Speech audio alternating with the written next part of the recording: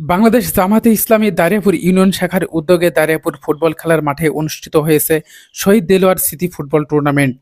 আজ এক জমকালো আয়োজনের মাধ্যমে টুর্নামেন্টের শুভ উদ্বোধন ঘোষণা করা হয়। উদ্বোধনী অনুষ্ঠানে সভাপতিত্ব করেন মাওলানা আব্দুল হালিম। এতে প্রধান মেহমান হিসেবে উপস্থিত ছিলেন ফিরাতুল ইসলাম নাইম এবং বিশেষ অতিথি হিসেবে উপস্থিত ছিলেন মোহাম্মদ মুস্তাফিজুর রহমান। টুর্নামেন্টের সার্বিক ব্যবস্থাপনায় ছিলেন মোহাম্মদ শৈল রানা মোল্লা।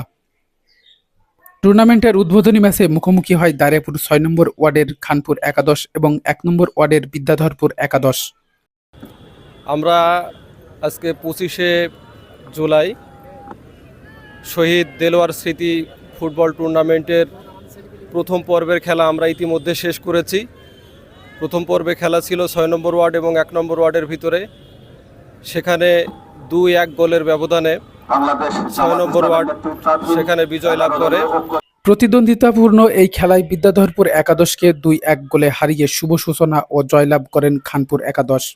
ম্যাচে অসামান্য নৈপুণ্য দেখিয়ে ম্যাচসেরা পুরস্কার অর্জন করেন বিজয়ী খানপুর একাদশের খেলোয়াড় ফরাদ হোসেন। আয়োজকরা টুর্নামেন্টের সাফল্য কামনা করেন এবং যুব সমাজকে মাদকমুক্ত রেখে ক্রীড়ামুখী করতে এই টুর্নামেন্টের আয়োজন করেন। জাহিদুল ইসলাম, মানবতার চোখ, মেহেরপুর।